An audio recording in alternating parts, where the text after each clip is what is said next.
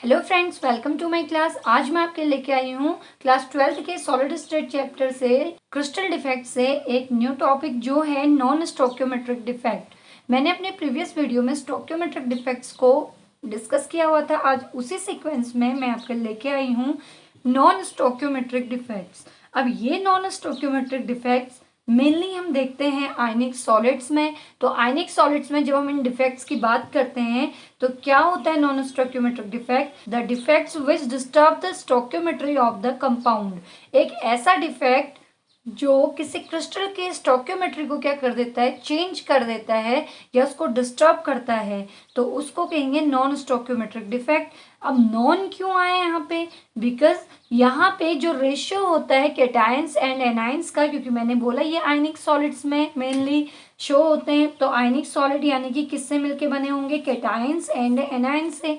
तो यहाँ पे क्या होगा, जो कैटायंस एंड एनायंस का रेशियो होगा, ये रेशियो क्या होगा? चेंज हो जाएगा, यानी कि इसमें क्या आएगा, हमें चेंज या वेरिएशन शो होगा। तो अगर किसी सॉलिड क्रिस्टल के कैटायंस और एनायंस, उसके कंस्टिट्यूएंट पार्टिकल के रेशियो यहाँ पे क्या हो जाते हैं? चेंज हो जाते हैं या डिस्टर्ब हो जाते हैं अपने एक्चुअल केमिकल फॉर्मूला से, तो ऐसे कंपाउंड्स में डिफेक्ट शो होता है और उस डिफेक्ट को हम कहते हैं नॉन स्टोक्योमेट्रिक डिफेक्ट। यानी कि उनमें कैटायन और एनायन के नंबर कभी भी सेम नहीं होंगे, तो स्टोक्योमेट्री पूरी तरीके से क्या हो जाएगी? चेंज हो जाएगी। दैट मीन्स उसमें कैटायंस और एनायंस के नंबर कभी भी इक्वल नहीं होंगे। इन this defect the ratio of positive and negative ions present in the compound differs from actual chemical formula of the compound are called non-stoichiometric compound। यानी कि ऐसे कंपाउंड जिसमें कैटायंस और एनायंस का रेशियो सेम नहीं होता, वेरिएट करता है, चेंजेबल होता है, बट उनकी इलेक्ट्रिकल न्यूट्रलिटी क्या होती है? बनी रहती है। तो ऐसे डिफेक्ट को कहते हैं नॉन स्टोक्योमेट्रिक डिफेक्ट, क्योंकि इनकी स्टोक्योमेट्री सेम नहीं रहती है एक्चुअल कंपाउंड की तरह, और ऐसे कंपाउंड्स को कहेंगे नॉन स्टोक्योमेट्रिक कंपाउंड्स। अब इन डिफेक्ट्स के भी टाइप्स हम यहाँ पे डिस्कस करेंगे। तो this defects are of two types. तो यहाँ पे भी जो नॉन स्टोक्योमेट्रिक डिफेक्ट हैं वो मेनली टू टाइप के होते हैं। पहला है metal excess defect and second है मेटल डेफिशिएंसी डिफेक्ट। तो metal excess defect means metal means cation, तो ये कैटायन एक्सेस डिफेक्ट है। दैट मीन्स जब किसी सॉलिड क्रिस्टल में कैटायंस के नंबर एक्सेस मीन्स ज़्यादा हो जाएं तो उसको कहते हैं मेटल एक्सेस डिफेक्ट। सेकेंड है मेटल डेफिशिएंसी। डेफिशिएंसी मीन्स क्या है? कमी होना। तो अगर कैटायंस की उस क्रिस्टल में कमी हो जाती है तो उसको कहते हैं मेटल डेफिशिएंसी डिफेक्ट। और अगर कैटायंस क्या हो जाते हैं? एक्सेस में आ जाते हैं, तो उसको कहते हैं मेटल एक्सेस डिफेक्ट। तो इस तरीके से हम कैटायंस के नंबर को कंपेयर करेंगे एनायन के नंबर से। स्टार्ट करते हैं इसका फर्स्ट टाइप जो है मेटल एक्सेस डिफेक्ट। अब मेटल एक्सेस डिफेक्ट क्या है ये तो हमने समझ लिया, बट ये कैसे क्रिएट हो सकता है या फिर क्या रीजन हो सकते हैं इसके अराइज होने के, तो उसको अब हम डिस्कस करेंगे। सपोज कोई क्लास है, हम कोई क्लास की बात कर रहे हैं, क्लास में बॉयज प्लस गर्ल्स दोनों हैं। अगर हम मान लेते हैं कि हमारी क्लास में 15 बॉयज हैं जिनको हम कैटायंस कह लें, और 15 हमारे पास क्या है? गर्ल्स हैं जिनको हम एनायन मान लें, क्योंकि हम आयनिक सॉलिड की बात कर रहे हैं। तो अब यहाँ पे अभी जब हम इनका रेशियो देखेंगे बॉयज अपॉन गर्ल्स का, या फिर हम कहें कैटायन अपॉन एनायन का, तो अभी ये कितना है? 15 अपॉन 15, यानी कि इक्वल है। तो ये स्टोक्योमेट्री इसकी क्या है? सेम है। बट हम नॉन स्टोक्योमेट्रिक पढ़ रहे हैं, तो इसमें हम पहले बात कर रहे हैं मेटल एक्सेस की। अब मेटल मैंने बोला कैटायन से, मेटल का मतलब होता है किसके साथ? कैटायन के साथ। फिर हम कैटायन को मेटल मान रहे हैं, यानी कि बॉयज की हम बात कर रहे हैं। तो भाई बॉयज के नंबर ज्यादा कब होंगे? एक्सेस में हम बॉयज के नंबर को कैसे बढ़ा सकते हैं?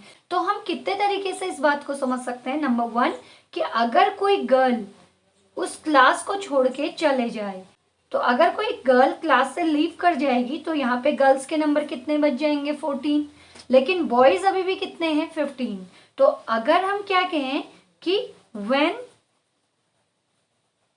द गर्ल लीव द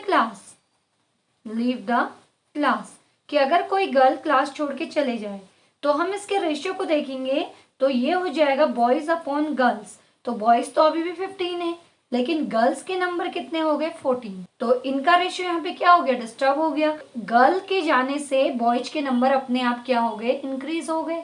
तो यहाँ पे अब हम फिर से बॉयज को कैटायन से कंपेयर करें और गर्ल्स को एनायन से कंपेयर करें तो हम कहेंगे कि एनायन की वैकेंसी की वजह से, यानी कि जब कोई गर्ल यानी कि एनायन अपनी क्लास छोड़ के चला गया तो उसकी वैकेंसी होने से बॉयज के नंबर यानी कि मेटल के नंबर या केटाइन के नंबर अपने आप क्या हो गए, इंक्रीज हो गए। तो एक तो तरीका ये है। सेकेंड टाइप में हम देखेंगे कि ना तो कोई बॉय क्लास से लीव करेगा और ना ही कोई गर्ल क्लास से लीव करेगी। तो फिर कैसे ये नॉन स्टोइकियोमेट्रिक डिफेक्ट आ सकता है, तो when an extra cation enter in the class, कि अगर क्लास में कोई एक्स्ट्रा केटाइन आ जाए, दैट मीन्स हमारे पास पहले 15 बॉयज एंड 15 गर्ल्स थी, तो बॉयज अपॉन गर्ल्स 15 थी, लेकिन एक एक्स्ट्रा बॉय बाहर से आ गया तो 15 + 1 कितने बॉयज हो गए 16, बट गर्ल्स के नंबर अभी भी क्या रहे 15 ही रहे। तो इस तरीके से ना तो बॉयज कहीं गए ना गर्ल्स कहीं गए, बट एक एक्स्ट्रा बॉय के आने से यहाँ पे बॉयज के नंबर क्या हो गए, इंक्रीज हो गए। अब बॉयज मीन्स क्या हो गया केटाइन और गर्ल्स मीन्स क्या हो गया एनायन। तो कैटायन और एनायन का रेशियो अभी भी वेरिएट कर गया। तो दैट मीन्स ये क्या है, एक नॉन स्टोइकियोमेट्रिक डिफेक्ट का टाइप है जिसमें कैटायंस और एनायंस के नंबर सेम नहीं रहते। इन दिस केस वन और more anions are missing from the lattice sites, कि अगर किसी क्रिस्टल की लैटिस साइड से एक या एक से ज्यादा एनायन अपनी पोजीशन को छोड़ के चले जाएं, तो एनायन अपनी पोजीशन छोड़ेंगी तो अपने आप किसके नंबर बढ़ जाएंगे, कैटायंस के नंबर बढ़ जाएंगे। अब कैटायंस के नंबर बढ़ेंगे तो उसी को तो हम कह रहे हैं मेटल एक्सिस डिफेक्ट, यानी कैटायंस के नंबर ही तो हमें बढ़ाने हैं। अब यहाँ पे फोकस मैंने पहले भी बोला था आपको ये करना है कि कैटायन और एनायन के नंबर यहाँ पे चेंजेबल होंगे, बट इलेक्ट्रिकल न्यूट्रलिटी जो है वो बनी रहेगी, यानी कि चार्ज में कोई भी डिफरेंस नहीं आना चाहिए। And in order to maintain the electrical neutrality of the crystal, positions are occupied by the electron which are actually trapped in these positions। तो अब भाई कैटायंस के नंबर ज्यादा हो गए, एनायंस के नंबर कम हो गए, इससे नॉन स्टोइकियोमेट्रिक या मेटल एक्सिस डिफेक्ट तो कॉज हो गया। बट इलेक्ट्रिकल न्यूट्रलिटी के लिए क्या होगा, इलेक्ट्रिकल न्यूट्रलिटी के लिए यहाँ पे फ्री इलेक्ट्रॉन होंगे, ये उन साइड्स को ऑक्यूपाई कर लेंगे जहां से एनायन क्या हुए हैं, डिसअपियर हुए हैं, विच आर एक्चुअली ट्रैप्ड। ये इलेक्ट्रॉन उन वैकेंसीज में क्या हो जाएंगे, ट्रैप हो जाएंगे। इस तरीके से पॉजिटिव एंड नेगेटिव चार्ज क्या हो जाएगा, बैलेंस हो जाएगा। तो इस तरीके से क्रिस्टल की इलेक्ट्रिकल न्यूट्रलिटी क्या होगी, बनी रहेगी। तो यहाँ पे मैंने इसका डायग्राम शो किया हुआ है। ये सपोज कोई आयनिक सॉलिड है जो A positive B negative cation and anion से मिलके बना है। तो यहाँ पे मैंने हाईलाइट किया हुआ है इस पोजीशन को। बाकी ये A पॉजिटिव B निगेटिव अपने रेगुलर अरेंजमेंट में है। यहाँ पे डिफेक्ट कॉज हुआ है, तो डिफेक्ट में यहाँ पे जो मैंने हाईलाइट किया है, तो इस साइड से एक एनायन अपनी पोजीशन से क्या हुआ है, डिसअपियर हुआ है। अब हम यहाँ पे काउंटिंग करें तो कैटायंस हमारे पास होंगे 1 2 3 4 5 6 7 8। तो यहाँ पे 8 तो हमारे पास कैटायंस होंगे, और एनायंस काउंट करें तो 1 2 3 4 5 6 7। तो एनायंस के नंबर हमारे पास केवल कितने हैं, 7 हैं, क्योंकि यहाँ पे जो 8th के एनायन था वो अपनी पोजीशन से डिसअपियर हो गया है। तो यहाँ पे एक वैकेंसी क्रिएट हो जाएगी, और वैकेंसी क्रिएट होने से कैटायन और एनायन का रेशियो क्या हो गया, चेंज हो गया, डिस्टर्ब हो गया। बट इलेक्ट्रिकल न्यूट्रलिटी को बनाए रखने के लिए, क्योंकि एनायन यहाँ से डिसअपियर हुआ है, तो एनायन यानी कि नेगेटिव चार्ज, तो उस नेगेटिव चार्ज की भरपाई भी कौन करेगा, नेगेटिव चार्ज ही करेगा। तो नेगेटिव चार्ज किसके पास होता है, इलेक्ट्रॉन के पास। तो इलेक्ट्रॉन इस एनायन वैकेंसी में क्या हो जाएगा, ट्रैप हो जाएगा। और इस पोजीशन को ऑक्यूपाई कर लेगा। तो इस तरीके से इस होल में, इस वैकेंसी में इलेक्ट्रॉन क्या हो गया, एंटर कर गया और इसमें ट्रैप हो गया। तो हम इसे कहेंगे free electron in anion vacancy. तो इस स्पेशल वैकेंट होल को जिसमें इलेक्ट्रॉन फिल हुआ है हम कहते हैं एफ सेंटर। तो काफी इंपॉर्टेंट है, जो एग्जाम में पूछा जाता है, व्हाट इज एफ सेंटर। तो एफ सेंटर को कलर सेंटर भी कहते हैं और इसकी जो डेफिनेशन है काफी सिंपल है। The anionic vacancies occupied by free electrons are called F centers और color centers। यानी कि एनायनिक वैकेंसी में जब कोई इलेक्ट्रॉन ट्रैप हो जाता है तो इसी को कहते हैं एफ सेंटर या कलर सेंटर। अब इसको कलर सेंटर क्यों कहते हैं, क्योंकि इलेक्ट्रॉन जो है वो फ्री है, ये क्रिस्टल को क्या देता है, कलर देता है। तो this F centre is responsible for colour. तो किसी भी क्रिस्टल का जो कलर होता है मेटल एक्सिस डिफेक्ट में इस एफ सेंटर की वजह से होता है। काफी पूछा जाता है 1 मार्क्स में। The F centre is responsible for colour in crystals. मैंने भी बताया कि क्रिस्टल में जो कलर होता है उसके लिए कौन रिस्पॉन्सिबल होता है, एफ सेंटर। अब रीजन क्या है इसका, द इलेक्ट्रॉन्स एब्जॉर्ब। अब क्योंकि यहाँ पे एनायनिक वैकेंसी में फ्री इलेक्ट्रॉन आ रहे हैं, the electron absorb radiations of certain colour from white light. ये व्हाइट लाइट से कुछ रेडिएशन को एब्जॉर्ब करेगा, देन गेट एक्साइटेड और लोअर एनर्जी लेवल से कहाँ चला जाएगा, हायर एनर्जी लेवल में, एंड स्टार्ट्स वाइब्रेटिंग।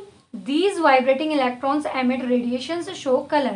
कि सपोज ये कोई फ्री इलेक्ट्रॉन है, इसको जब व्हाइट लाइट मिलेगी तो उसके फोटोन को ये एब्जॉर्ब करेगा और एब्जॉर्ब करके इसकी एनर्जी बढ़ेगी तो वाइब्रेट होकर लोअर एनर्जी यानी ग्राउंड स्टेट से एक्साइटेड स्टेट में जंप कर जाएगा। तो ये रेडिएशन को एमिट करेगा। इसी एमिटेड रेडिएशन की वजह से हमें इसका क्या शो होता है, कलर शो होता है। एग्जाम्पल है यहाँ पे येलो कलर ऑफ NaCl। तो NaCl का जो येलो कलर होता है, पेल येलो कलर, वो इसी एफ सेंटर की वजह से होता है। Pink colour of LiCl, lithium chloride का जो पिंक कलर होता है वो भी एफ सेंटर की वजह से होता है। And violet colour of KCl, और जो KCl क्रिस्टल का बैगनी रंग होता है वो भी किसकी वजह से होता है, एफ सेंटर की वजह से। अब हम आते हैं सेकेंड पॉसिबिलिटी पे जिससे मेटल एक्सिस डिफेक्ट क्रिएट होता है, वो है bye the presence of extra cation. मैंने आपको बताया था कि क्लास में से अगर ना ही गर्ल्स बाहर जाएं ना ही बॉयज बाहर जाएं, बट कोई एक्स्ट्रा बॉय अंदर आ जाए, क्योंकि हमें किसके नंबर बढ़ाने हैं, मेटल एक्सिस डिफेक्ट यानी केटायंस के नंबर बढ़ाने हैं।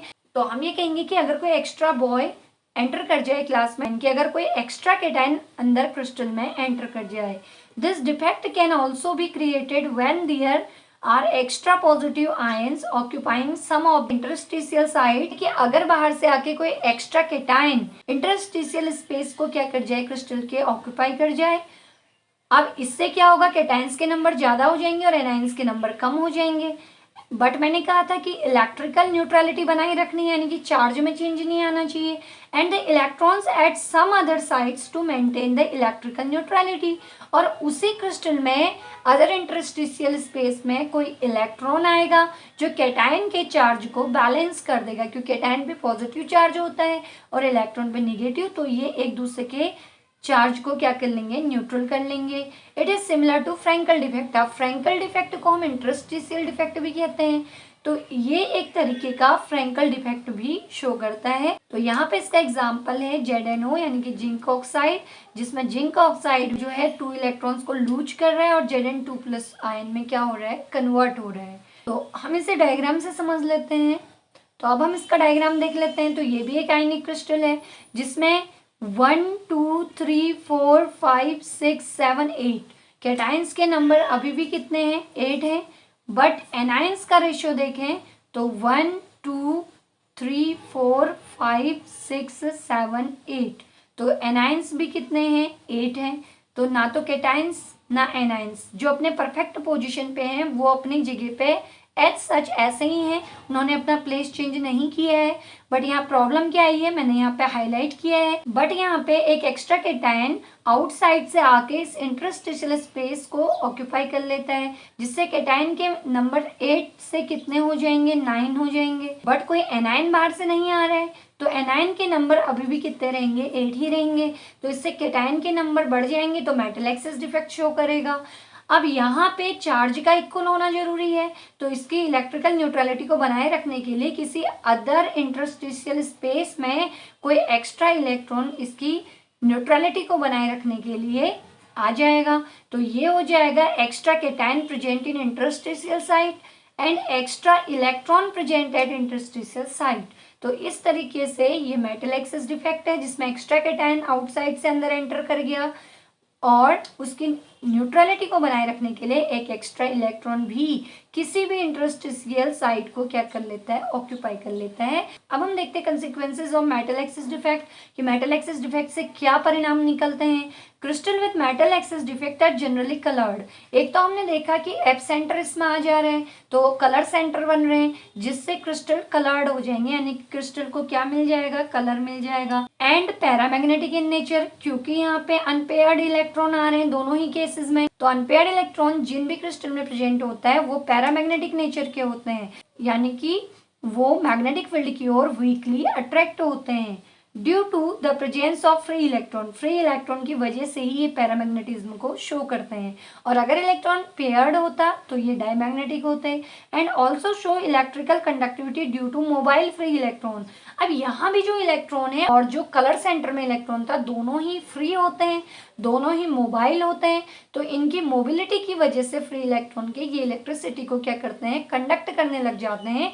तो ये इसलिए इनकी इलेक्ट्रिकल कंडक्टिविटी बढ़ जाएगी due to metal excess defect. अब यहाँ पे और एक चीज इंपॉर्टेंट है कि यहाँ पे ये सेमीकंडक्टर की तरह एक्ट करते हैं। सेमीकंडक्टर्स आपने पढ़े हैं जो इंटरमीडिएट होते हैं मेटल्स और नॉन मेटल्स में। अब हमारे पास जो सेमीकंडक्टर होते हैं, सेमीकंडक्टर कितने टाइप के होते हैं, 2 टाइप के। एक होते हैं एन टाइप और एक होते हैं हमारे पास पी टाइप। तो आप सभी को पता है कि जब हम किसी प्योर क्रिस्टल में क्या करते हैं, इलेक्ट्रॉन एक्सेस इम्प्योरिटी मिलाते हैं तो उससे एन टाइप सेमीकंडक्टर बनते हैं। तो इस क्रिस्टल में भी आपको क्या दिखाई दे रहा है कि एक्सेस ऑफ इलेक्ट्रॉन, यानी कि इलेक्ट्रॉन ज्यादा हो रहे हैं क्योंकि फ्री इलेक्ट्रॉन आ जा रहे हैं। तो इलेक्ट्रॉन जिसमें मोबाइल होते हैं और जिसमें इलेक्ट्रिकल कंडक्टिविटी मोबाइल इलेक्ट्रॉन की वजह से होती है उसको एन टाइप सेमीकंडक्टर कहते हैं। तो मेटल एक्सेस डिफेक्ट जो है वो एन टाइप सेमीकंडक्टर की तरह भी एक्ट करते हैं due to free mobile electron. तो ये था मेटल एक्सेस डिफेक्ट। तो अब हम डिस्कस करते हैं मेटल डेफिशिएंसी डिफेक्ट जो मेटल एक्सेस का जस्ट अपोजिट है। अभी मैंने आपको बॉयज एंड गर्ल्स का एग्जांपल दिया तो सेम वो यहाँ पे भी लागू होता है। In this defect the positive ions और metal ions are less in number as compared to anions. These can be caused in 2 ways. तो भाई मेटल मीन्स मैंने अभी आपको बताया कि मेटल का मीनिंग किससे है, केटायन से। तो डेफिशिएंसी मीन्स कि अब क्रिस्टल में केटायंस क्या हो जाएंगे, कम हो जाएंगे, यानी कि इनके नंबर क्या हो जाएंगे, लेस हो जाएंगे। किसकी कंपेयर में, एनायंस की कंपेयर में। अब ये जस्ट अपोजिट होगा मेटल एक्सेस डिफेक्ट का। तो यहाँ पे मेटल डेफिशिएंसी है, दैट मीन्स केटायन की कमी हो जाएगी। तो यहाँ पे जो केटायंस होंगे मेटल आयंस वो लेस होंगे in number as compared to anions. Anion से इनके नंबर हमेशा क्या होंगे, कम होंगे। अब ये भी 2 तरीके से कॉज हो सकता है जैसे मैंने आपको वहां बताया। तो सेम हम यहाँ पे भी यही कहेंगे कि फर्स्ट चांस ये है केटायंस के कम होने के कि जब कोई केटायन वैकेंसी बन जाए, यानी कि जब कोई बॉय अपनी क्लास छोड़ के चले जाए। अब गर्ल नहीं छोड़ेगी, कौन छोड़ेगा क्लास, अब बॉय छोड़ेगा। यानी केटायन जब क्रिस्टल की साइड से क्या हो जाएगा, डिसअपियर हो जाएगा, तो अपने आप केटायन की क्या बन जाएगी, वैकेंसीज बन जाएंगी। तो in some crystal certain cations are missing from the lattice sites. अब यहाँ पे जो केटायंस हैं वो अपने लैटिस साइड से क्या हो जाएंगे, मिसिंग हो जाएंगे, यानी कि डिसअपियर हो जाएंगे। And their charges are balanced by the presence of extra charges on the neighbouring और एडजेसेंट केटायन। अब यहाँ पे एक प्रॉब्लम है। अब हमने पहले भी कहा कि डिफेक्ट के बाद भी क्रिस्टल की इलेक्ट्रिकल न्यूट्रलिटी डिस्टर्ब नहीं होनी चाहिए, यानी कि वो इलेक्ट्रिकली न्यूट्रल होना चाहिए। बट वहाँ पे निगेटिव चार्ज को बैलेंस करने के लिए तो इलेक्ट्रॉन आ रहा था। अब यहाँ पे पॉजिटिव चार्ज की कमी हो रही है, केटायंस की कमी हो रही है, तो इसको कौन बैलेंस करेगा। अब आप ये मत सोचिएगा कि यहाँ पे प्रोटॉन इस कमी को पूरा करेगा, बल्कि यहाँ पे ऐसा कुछ नहीं होगा। जो उसका नेबरिंग केटायन होगा वो एक्स्ट्रा ऑक्सीडेशन स्टेट यानी कि पॉजिटिव चार्ज को गेन कर लेगा। कि जो केटायन वैकेंसी बनती है उससे केटायंस की कमी हो जाती है, बट उसकी न्यूट्रलिटी को बनाए रखने के लिए जो नेबरिंग और एडजेसेंट केटायन होगा वो एक्स्ट्रा चार्ज को क्या कर लेगा, गेन कर लेगा, जिससे इनकी न्यूट्रलिटी बनी रहेगी। Example, this defect is generally shown by transition metals.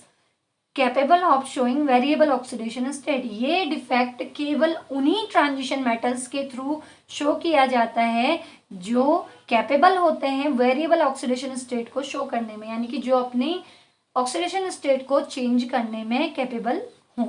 तो यहाँ पे मैंने एग्जांपल लिया है।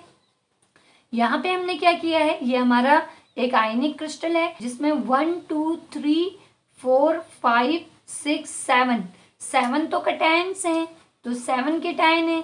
और एनायंस के नंबर देखें 1 2 3 4 5 6 7 8 यहाँ पे एनायन है। क्योंकि यहाँ पे मैंने हाईलाइट किया है एक कैटायन यहाँ से मिसिंग है, तो जिससे कैटायंस के नंबर 7 हो गए, यानी कि कम हो गए। तो इससे यहाँ पे नॉन स्टोक्योमेट्रिक डिफेक्ट आया, यानी कि रेशियो चेंज हो गया। तो अब यहाँ पे इलेक्ट्रिकल न्यूट्रलिटी कैसे होगी, तो यहाँ पे कोई ऑक्यूपाई नहीं करेगा इस पोजीशन को, ये साइड वैकेंट रहेगी। तो ये कैटायन वैकेंसी है। अब जो क्या होगा, इसके आसपास नेबरिंग या एडजेसेंट कैटायन होगा, जैसे ये है या फिर ये है या फिर ये है, ये एक एक्स्ट्रा चार्ज को गेन कर लेगा। तो इस ए पे 2 पॉजिटिव है, कितना है 2 पॉजिटिव। तो यहाँ पे बाकी जो कैटायन है वो केवल 1 पॉजिटिव चार्ज शो कर रहे हैं। केवल इसका जो नेबरिंग कैटायन है ये 2 पॉजिटिव यानी कि हायर ऑक्सीडेशन स्टेट में आ जाएगा, जिससे ये इस कैटायन का भी चार्ज खुद गेन कर लेगा। तो यहाँ पे नंबर ऑफ कैटायन 7 है, नंबर ऑफ एनायन 8 है। बट अगर हम बात करते हैं चार्ज की, तो चार्ज में यहाँ पे 8 पॉजिटिव चार्ज होंगे और 8 ही निगेटिव चार्ज होंगे, क्योंकि पॉजिटिव चार्ज उसके नेबरिंग कैटायन ने क्या कर लिया, एक्स्ट्रा चार्ज को गेन कर लिया। ये 8 2 पॉजिटिव शो कर रहा है। तो यहाँ पे इसके ऑक्सीडेशन स्टेट बढ़ने से ये चार्ज वाइज क्या है, न्यूट्रल है, बट नंबर क्या है कैटायंस के कम है। तो इसीलिए हम इसको कहेंगे मेटल डेफिशिएंसी डिफेक्ट। अब इसी का सेकेंड टाइप देखते हैं, bye the presence of extra anions at the interstitial sites. बिल्कुल पहले की तरह ही है कि अब यहाँ से पहले क्या हुआ कि कोई कैटायन अपनी पोजीशन छोड़ के चला गया, तो कैटायन की डेफिशिएंसी हो गई। अब मान लिया जाए कि कैटायन भी कहीं नहीं जा रहे, एनायन भी कहीं नहीं जा रहे, कोई एक्स्ट्रा एनायन अंदर आ जा रहा है, यानी कि अब अपनी पोजीशन से कोई कहीं नहीं जा रहा है, तो इनका एक रेगुलर अरेंजमेंट होगा। इस वाले आयनिक क्रिस्टल में मैंने शो किया है कि सारे कैटायंस और एनायंस अपनी रेगुलर पोजीशन में है।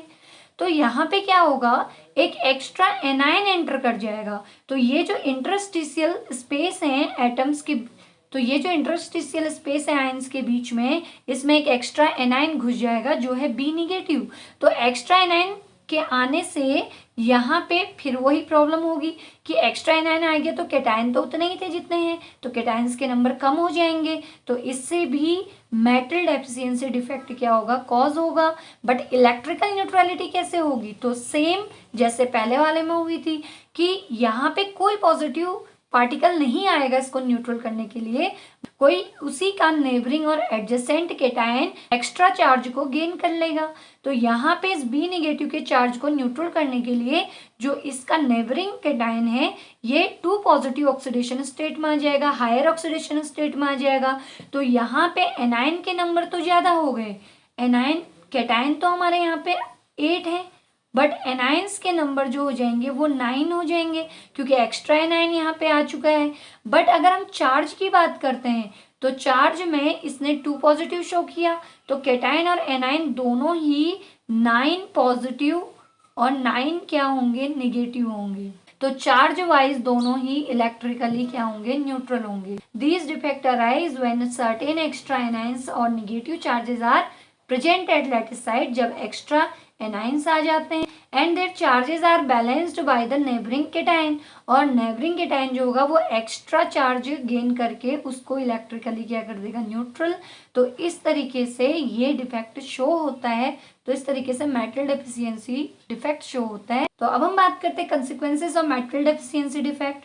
तो इससे क्या फर्क पड़ेगा क्रिस्टल पे, crystal with this defect also act as semiconductor. भाई पहले भी सेमीकंडक्टर की तरह एक्ट कर रहा था, अब भी सेमीकंडक्टर की तरह एक्ट कर रहा है। Since conductivity is due to the holes, these are known as P type semiconductor. तो यहाँ पे जो अभी हमने डायग्राम देखा था, इसमें मेटल डेफिशिएंसी डिफेक्ट में होल बन रहे थे, यानी कि वैकेंट स्पेस बन रहे थे। तो ये होल्स भी मोबाइल होते हैं, तो ये भी क्या करते हैं, मूवमेंट करते हैं। तो जब होल्स के मूवमेंट से क्या होता है, इलेक्ट्रिकल कंडक्टिविटी कंडक्टिविटी होती है तो उसको कहते हैं पी टाइप सेमी कंडक्टर्स। तो इनकी भी कंडक्टिविटी क्या हो जाती है, इंक्रीज हो जाती है। किसकी वजह से, मेटल डेफिशिएंसी डिफेक्ट की वजह से। अब डिस्कस करते हैं लास्ट टाइप को, जो है नॉन स्टोइकियोमेट्रिक का लास्ट टाइप है, जो है impurity defect in crystal. By name से इंडिकेट है इम्प्योरिटी डिफेक्ट, यानी कि जब हम किसी प्योर सॉलिड क्रिस्टल में कोई इम्प्योरिटी मिला देते हैं, किसी इम्प्योरिटी को मिक्स कर देते हैं, तो उससे जो डिफेक्ट क्रिएट होगा क्रिस्टल में उसको कहेंगे impurity defect. This defect is arise when some foreign atoms are present at the lattice site in the place of the host atoms or at the vacant interstitial site। यानी कि यहाँ पे तो आप यहाँ पे डायग्राम देखिए, तो इसके लिए यहाँ पे आप इस डायग्राम को देखिए। तो ये मैंने एक आयनिक क्रिस्टल बनाया, तो यहाँ पे मैंने NaCl का क्रिस्टल लैटिस बनाया है जिसमें Na+Cl- Na+Cl- का रेगुलर अरेंजमेंट है। बट हम बात कर रहे हैं डिफेक्ट की, तो डिफेक्ट में क्या होगा, यहाँ से कोई केटायन अपनी पोजीशन छोड़ के चला गया, तो यहाँ पे Na पॉजिटिव जो केटायन थे जो मैंने हाईलाइट किए हैं, ये अपनी पोजीशन छोड़ के हमेशा के लिए डिसअपियर हो गए। बट इन पोजीशन में से किसी एक पोजीशन में कोई इम्प्योरिटी आके क्या हो गई, यहाँ पे फिल हो गई या ऑक्यूपाई हो गई, तो उस एटम को जो यहाँ पे फिल हुआ है उसको हम फॉरेन एटम कहेंगे भाई, विदेशी एटम, यानी कि जो इस होस्ट है NaCl क्रिस्टल का आयन नहीं है।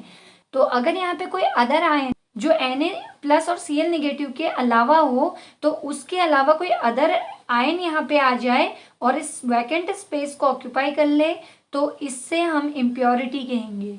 तो इम्प्योरिटी यानी कि जैसे हमने पूरी 12th क्लास में एक 11th का बच्चा बिठा दिया, तो वो उस क्लास के लिए क्या हो गया, एक एक्सेप्शनल यानी कि एक हेटेरो एटम हो गया, तो उसको हम वहाँ पे इम्प्योरिटी मानेंगे। तो उसी तरीके से ये NaCl का क्रिस्टल लैटिस है, इसमें 2 Na+ आयन केटायन अपनी पोजीशन से डिसअपियर हुए थे, लेकिन दो में से किसी एक पोजीशन पे कोई अदर आयन, स्ट्रोंशियम आयन आके इस पोजीशन को ऑक्यूपाई कर लेता है, जिसको हम इम्प्योरिटी कहेंगे या फॉरेन आयन कहेंगे।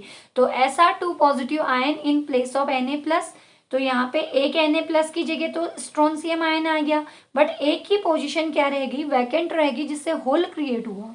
अब ये तो डिफेक्ट हो गया है, तो इम्प्योरिटी आने से इसको इम्प्योरिटी डिफेक्ट कहेंगे। बट वी नो दैट कि इलेक्ट्रिकल न्यूट्रलिटी भी होना जरूरी है, तो यहाँ पे जो केटायन के बदले अदर केटायन आया, तो वो इनके चार्ज को बैलेंस करेगा। तो सोडियम के पास कितना चार्ज होता है, +1 Na+ और Na+, क्योंकि हमारे यहाँ से 2 केटायन डिसअपियर हुए हैं, तो इनके चार्ज को बैलेंस करने के लिए यहाँ पे एक एटम आया है स्ट्रोंशियम Sr, जिसपे अकेले पे कितना चार्ज है, 2 पॉजिटिव। तो 2 पॉजिटिव चार्ज इन दोनों के चार्ज को क्या कर लेगा, बैलेंस कर लेगा, बट एक पोजीशन क्या रह जाएगी, वैकेंट रह जाएगी। तो इस तरीके से किसी प्योर आयनिक क्रिस्टल में किसी अदर आयन के आने से, जिसको हम इम्प्योरिटी या फॉरेन आयन कहेंगे। अब यहाँ पे मैं आपको एक चीज और बता दूं, अब आपको यहाँ पे एक चीज फोकस करनी है कि हमेशा केटायन को एक केटायन ही रिप्लेस करेगा और एनायन को एनायन ही रिप्लेस करेगा। तो आई होप आपको ये टॉपिक समझ आ गया होगा। अगर इससे रिलेटेड आपको कोई भी डाउट हो तो प्लीज़ आप मुझे कमेंट कीजिएगा।